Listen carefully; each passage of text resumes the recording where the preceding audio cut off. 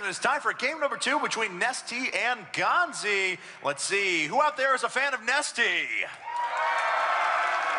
A couple. Is that the drink or the player? Oh, the drink. The player's pretty good too, don't get me wrong. Clarify the question. Yeah, that's true, I suppose. I'm a bad host. But who out there thinks that GanZi is going to take things 2-0? Oh! All right, so the defense of NesTea coming to the forefront now. This is a very big map here chosen by NesTea, and a lot of Terran versus Zergs on this map now are actually resorting to playing mech because the traditional Marine tank, these kind of pushes are scouted so early because the map size is so large that allows Zerg players to easily prepare, set up flanks, set up counters and everything here. So that's why we see players like Marine King choosing Blue Flame Hellions into mech and so on. So we'll see, you know, NesTea's map choice is almost forcing a specific strategy to come out here by GanZi, and if that doesn't come, NesTea will take full advantages of that. All right, guys, well, let's see what sort of strategy is going to come out now as we're going to jump right into the game. It is time for game number 2 on Atlanta Spaceship. NesTea needing to win this game to come back and tie things up 1-1. Will he be able to do it? Will GanZi come into this and try to open up with an aggressive cheese like game 1? I mean, likewise, this is a big map. Maybe he could do it again, and then we'll definitely be screwed if he does that twice in a row. But here we are now loading up. Here we go, guys. So at the 12 o'clock position on Atlanta Spaceship, we have our blue Zerg player from Incredible Miracle. That's NesTea. And his opponents over at the 8 o'clock position from the team Complexity, our red Terran player out to a 1-0 lead. It is GanZi. NesTea, of course, chosen this map for reasons we talked about before, and I wonder if he's going to try to check around his base. You reckon he'll scatter around his base this time? He's like, no, it's not going to happen again.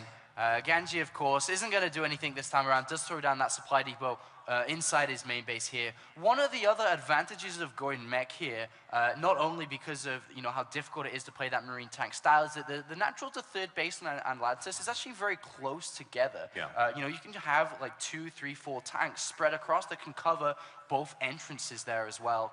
And do you know the reason, we just had that stat on why, not why, sorry, NesTea's old name used to be Zerg Bong. Do you know why he couldn't use Zerg Bong in StarCraft 2? No, I do not. Because Bong is not allowed to be used on BattleNet 2.0. It is a word. Interesting. The crowd have something to say about that. So remember, guys, like Blizzard is in here when you're booing like this. So then he arbitrarily goes for NesTea right afterwards. Do you know the reason why he chose NesTea? No, please let us know. The silliest reason in the world is because he had a NesTea bottle on his desk when he was choosing his StarCraft 2 name. Did actually know that. That's actually true. But, yep, so there we go. Arbitrary names for Korean players sometimes, but I love them. We've gone from Squirtle to NesTea now, if you think about that in terms of not StarCraft players. And, is he going to trap that drone? No, gets away with 11 hit points there, so unfortunately not going to be able to get anything done. Oh, tried to hit it on the way out to NesTea, though, deciding to, of course, put down 15 hatch, then moving into a spawning pool right afterwards, not taking any sort of super early pressure right away. And it is just going to be a very regular one-barrack expansion here, followed by double gas. Even if you play, more barrack style, you still want to get that double gas, of course, because you sacrifice the ability to throw back the creep tumors and also just gain map control via Hellions. And from here on out, after that, that's when the deviations really start to kick in for Terran players. NesTea, though, knows what's going on with this one barracks expansion, so he has a couple of choices himself. Whether he goes for the quadruple queen play, whether he starts that creep spread nice and early, or does he take gas, get that speed up? He could also still go for aggressive plays. NesTea has shown us time after time that he will go for aggressive plays if necessary. Any form of roach bailing to go in there before siege tanks or before any decent unit counters up. We did see that single Marine there. Yes. Just looking for that Overlord, really. But it is actually not there, of course. It's on the left-hand side, which is going to poke in and see the gases here. So he knows that it's not like a triple orbital command by seeing this gas. He knows that that factory follow-up is inevitable. All right, well, NesTea still not grabbed any gas quite yet, just producing a good amount of queens for now, making sure his economy is nice and solid as he moves into the mid-game. Of course, GanZi, on the other hand, decided to drop down double gas after that quick expansion. Already has the factory on the way, lifting the barracks now as he's going to put down that, the reactor here in just a second. So, reactor Hellions, we'll see if he wants to move into Banshee play after that, or if he's just going to move out of it and go into a little more traditional Marine tank play afterwards. This Overlord is trapped here, and it is going to get picked off. And that's a really big hit there by GanZi, and we actually don't see a fourth queen coming. Instead of the fourth queen, we actually see the macro hatch coming down. Yes. Really, really early in. This actually gives you so many options, because once you hit the lava rejects time after time here, you can just build everything and anything in such large numbers. You can saturate a base in a click. And, you know, that is the beauty of the lava inject. All right, well, looks like NesTea is indeed starting his creep spread ever so slowly and continuing to drone up. Now, his opponent, GanZi, on the other hand, though, is starting a third command center, and that's actually popping up right inside of his main now. So use that as a macro CC for a little while, make sure he saturates those bases as quickly as possible, and then he'll go ahead and set that down whenever he feels confident in his map control. And we do have a barracks with a tech lab here, so may not be seeing Meki. I mean, of course, he can still just easily start stem off this. We'll have to follow what he's doing here. We do have that third command center. The best case scenario here for GanZi, especially with taking this creep, because of course we know what NesTea is doing, but GanZi has no idea. He doesn't know if it's, you know, 3, 4, 2 queens or whatever. He doesn't know about the macro hatch or gas timing. So, I mean, usually we do see Terran players switch up that factory really, really fast after just a couple of Hellions to start that very safe tank production. But Stim is going to be starting here. And we talked about if he did go for this Marine tank play, NesTea is going to really walk over this kind of style here, and it will suit his style too, as we do see the double evolution chamber coming down for those double upgrades to start straight away. Speaking of double upgrades, though, GanZi actually just threw down double evolution chamber as well, so he's going to invest quite a bit into his upgrades and make sure he has a nice basis for the later part of this game, going to play defensively for the time being, and he does have pretty good map control, of course, as those Hellions still have not been dealt with at the front of NesTea's natural. And NesTea, he doesn't have speed yet. I was about to say, he doesn't even have speed yet. He hasn't. He's opted to go for these double evolution chambers first, and he is in a difficult position in terms of economy because of this choice, because he isn't going to take a third base anytime soon. We actually see a drone throwing down a spine crawler here in a defensive posture. These Hellions even do damage to the evolution chamber, but the reason why he can't take a third is how the hell is a drone going to get past Hellions at this stage of the game? A simple scan here as well. Well, if he actually loses Hellions to slow lings, then I wouldn't be surprised. Well, if you notice that as soon as he sent the lings out, he was like, oh yeah, speed, that thing, and started upgrading it right away. Yeah, because he actually can't move out until, he can't take a third base until speed is done here. So this is actually really, really good here for GanZi, who has that third command center, who is at 46 SCVs already at this game. But he does really need to land a scan, actually, to start getting rid of these creep tumors. I mean, a single scan would kill 4 or 5 creep tumors there, but he's quite content by seeing there's no third base down here by NesTea, who has to go straight to lair. But that does open him to able to go straight into 2-2, as the timing of this is pretty much aligned. Yeah, pretty well done there. But, you know, NesTea playing the game of drones pretty effectively as well, sitting on 62 workers at the moment and producing actually a massive amount of lings. Now, 34 about to pop out at the same time as he moves up to an infestation pit as well. So very heavy ling upgrades, producing a lot of those on the field. Going to be able to kind of take back map control and then moving into super high tech afterwards. That infestation pit's about halfway done. 54 lings out, 8 more in production. And, you know, you see 1-1 and speed finishing at the same time here. There is the transfer down to the third base. Hellion loses here. NesTea is going for this. He knows about this third base. GanZi has no idea about these lings charging down here. There's so many Marines naked here. A bunker's trying to get down behind the mineral line. Even the main base is actually open! He made it in, and I don't know what GanZi is going to be able to do to defend. He's got to pull a lot of his units back, but as soon as he does, a bunch of lings are going to run into the third as well. Bunker goes down, SCV's pulled off the line to help and attack as well, and a lot of economy is going to be lost here. Oh, he's taking so much damage here. The SCV line, there's so many SCVs there. Marines come to help out, but they're not going to do anything. The upgrades have kicked in for the Marines, so they're helping, but how many SCVs has he lost? He's lost 7 SCVs, but GanZi managing just to hold on here. Yeah, he does. Not taking as many losses as I had actually anticipated at the beginning there. Dealt with those Lings pretty efficiently by moving units away. Yes, he did lose a couple of structures up at the front, but he didn't really take a lot of losses in those SCVs. And because of the 3 command centers, actually had a pretty good head start there as well. So we can see the infestation pit about 40% of the way done with that pathogen glance. Here comes more Ling. Here come a few more Lings, though.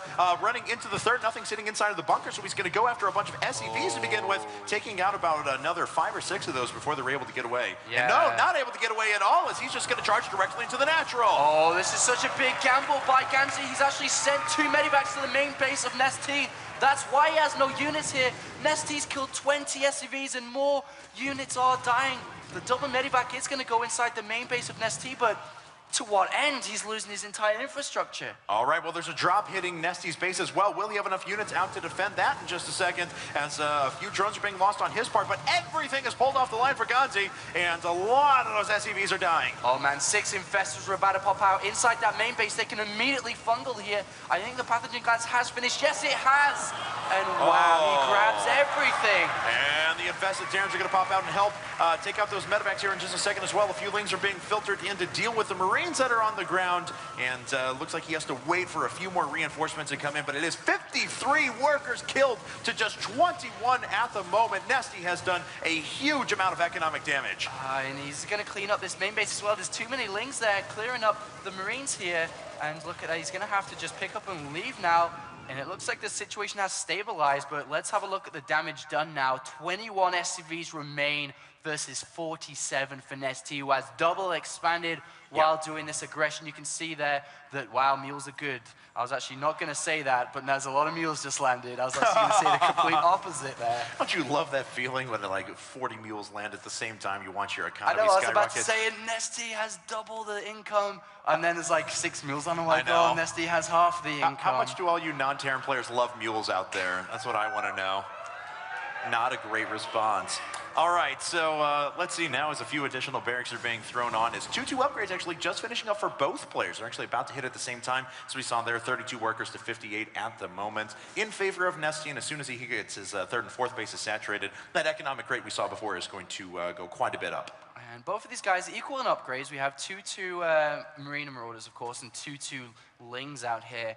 There's no bailing this down whatsoever, just relying on these infestors alone. The hive does now start here. And let's have a look at that drone count. Now climbing all the way up to 70. 22 more Lings are on the way.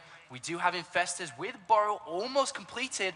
Is he going to be able to grab this big squad of Marines? Oh, and those, unfortunately, those are a little bit unprotected, but he lands just a great fungal growth that traps most of the medevacs and all of the bio units and allows the infestors to escape. GanZi going to load up on a drop and head over to the left-hand side, but the infestors have done their job. Man, that was risky, though, having them out by themselves with no Zerglings in tow. And this is, starting to stabilize quite well for GanZi now. He has the best composition available for what is coming, and that will be the Ultralist Den. Well, actually, he does have a Spire down anyway, so it can actually still swing either way. But the Infestor count is pretty scary. We do have a drop making its way towards the main base. The spine crawlers that were used in the early stage of this game to defend against those Hellions are being deployed inside the main. We have burrowed Infestors making their way. Let's have a look for turret placement. There are no turrets anywhere, no detection here. This actually could be very, very scary here for the Complexity player.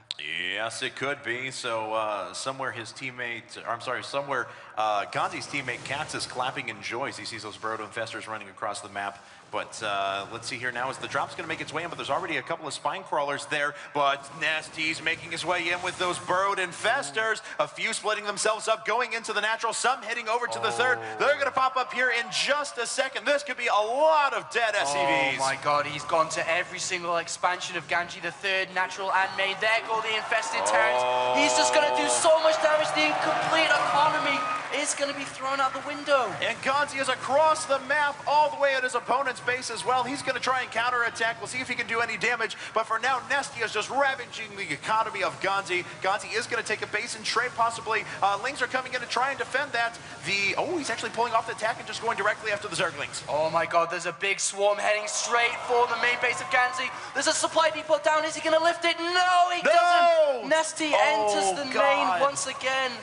And this is crazy. I just don't know what GanZi can do about this now as Lings are starting to flood into his base. He still has those infestors as well, so he's able to pop in some infested Terrans from behind and pull the attention away from a lot of the bio units. However, GanZi's running right up the gut, moving into his opponent's natural as well. NesTea has nothing to defend at home. He's about to make 8 infestors. If he can just hold on until 8 infestors pop, then he will be able to start to combat that force. But right now, GanZi can rip through everything. +3 attack is 20 seconds away. The greatest fire is going to go down here as well. Bye-bye. And that's a 200-second setback now for NesTea if he wants to move into Broodlords later on in this game. He still does have a fair number of Zerglings, but a lot of things are being dealt with. Hive Tech may even go down as well. It's down to about half its HP and falling. Where are the infestors? They're about to pop from that natural as well. He needs to land the fungals and jump in with the Lings. He's going to go for it. Oh, he's going to try and attack right now. He gets a pretty good surround, and the Fungals keep hitting one after another. He actually deals with most of the bio units. There's still a few units that are remaining, but GanZi, of course, has had his natural cleaned up, his main cleaned up. A lot of the production is being camped as well. He still has a 3rd base mining, though. Another fungal growth goes down, a 2nd one, but not quite enough to kill them all. 3 medivacs do remain. 20 Lings are being made. There are drones as well that he can use, but the entire main has been completely savage. Queen's even getting into the fray now. Yeah. Will NesTea have enough? These Marines do have that +3 attack now. All right, well, there is a pretty big supply disparity between our two players. 86 supply to 53, and NesTea has bunkered up pretty well over at his pocket expansion by the rich Vespian Geyser, so he did have a few spine crawlers out there to aid in the defense. Looks like GanZi has finally stabilized back at home as well, but the damage has been done. GanZi has not been able to really produce anything in quite a while. He is sitting on 2 Marauders and 18 Marines at the moment, though. Yeah, what NesTea needs to do now is just keep these infested buried. He actually that's a legend. Is so good at observing, by the way. He actually picked up the 4 infestors have just been forgotten about there, but hold that as we do see the fungal cleaning up that squad of units there. And NesTea cleaning this game up, finally grabs those 4 infestors on the right-hand side here, which will be joined together. Let's have a look at the count here. 13 infestors. Yeah, that's quite a staggering amount, but not a lot to support those. 18 Lings are still on the field. Big thing for NesTea is he still has a few infestors sitting inside of GanZi's main, where all the production is sitting at the moment. So more infested Terrans are popping out, and he's dealing with a couple of units that are running up there. But it looks like GanZi will finally be able to stabilize at some point. He'll probably scan and pick up those infestors as well. But NesTea making his way out with a bunch more infestors and reproducing a ton of Lings, just chugging those right through the middle of the map. Yeah, NesTea's going for the kill now. It's a very, very fortified 3rd base area with 3 bunkers down, but he's going straight for the main base. A Banshee is out, but what good is that going to do with all these infestors as he goes straight for the throats? Yeah, and nice choice there to burrow the infestors, get them out of the range of the Banshee. The infested Terrans are going to need to be able to deal with that Banshee here in just a second. Smartly, GanZi already pulling that away, but the infested Terrans' power output is just too much. A lot of barracks are going to die here. Yeah, that's all the production. There's actually no production on that 3rd base. Everything is in the main now. The 2 barracks are going to go down, only leaving a single one here. And look at this fortified area, and oh my god. Oh, the infestors are going in, and there is a turret there. SCVs tickling the infestors. Oh wow, and there's the infested Terrans. Yes, the SCVs are trying to rally themselves back, but not going to be enough right there. They are pulled completely off of the line. A few Marines are running in now, but the infested Terrans are out in force, and the infestors still simply have not been dealt with quite yet. NesTea actually re-expanding to his original 3rd. And this is looking more and more unlikely for GanZi to pick this game up now. Still producing Banshees.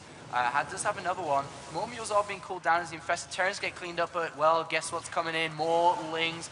Single Banshee, a handful of Marines, though, still doing so much damage. There's only +2 carapace on these Lings with that +3 attack. They shred through here. Infestors, not quite with enough energy yet, but well, they will recharge. Yeah, well, all high tech had been set back for quite a while. As we can see, lair tech has just been restarted now for NesTea, so he's got a long way to go before he'll get any more high tech units out there. The infestors are trying to swing in once again. Well, the worker count is currently 13 to 39 in favor of NesTea at the moment. He still has a decent number of units on the ground. The supply gap is increasing, and he is just turtled up inside of his pocket expansion there. And how many Banshees now? Currently 2 Banshees out, a 3rd one on its way. More infested Terrans get planted down onto this 3rd base. Going to kill that bunker first of all, and then go straight for the Marines inside. Then finally the SCV count and the mules remaining. GG! Took a little bit longer than we thought, but NesTea has equalized. It is 1-1 now. We're heading into the rubber match, game number 3. Yeah, NesTea winning his map choice there, which should be expected from NesTea. Currently being 3-0 in his group, looking to get that 4-0 and of course go through as first place into the championship. But GanZi has the map choice now. Yes, so if he wants to go over to Antigua's shipyard to play that style, then he could easily do it. Yes, he could. Not sure what NesTea's veto choice would have been, though. So both players, we have a 7-map pool, and both players are allowed to veto a map. As we will be moving into best of 5 through the later parts of the championship bracket. So that's why the veto count was as such. But both our players are about ready to get ready. We'll find out that map choice in a bit. And there we go. We actually officially have our sponsors up. You can see them right underneath us. AMD, Twitch TV, Astro Gaming, Kingston HyperX, Playhim, Gunner Optics as well. So, and especially, have you guys been enjoying the Cosmopolitan of Las Vegas? Who's lost money? Me, I've lost money. I've lost money. Me too. Have you lost money? How much have you lost? Just $40. Really? But it's been fun. They have been gracious hosts here. We have loved every minute here at the Cosmopolitan, and it's been an amazing venue, man. It's a pretty sick hall, am I right? It's pretty sick in here. I mean, these screens, the lights, this is the camera that I feel scared about every time it gets close. I think it's about 2 hours away as well until the GSTL finals. Anyone excited for that? Okay, well, who out there thinks Prime is going to win tonight? Any supporters of StarTale? It was weird, like the Prime supporters were in the front, the StarTale members were in the back. Was that like forced? Was there some sort of a street brawl? I don't know, man. I don't know. I don't know. All right, guys, so we're going to go to a very quick commercial, and then we'll be back with the final deciding game here between NesTea and, of course, Complexity GanZi.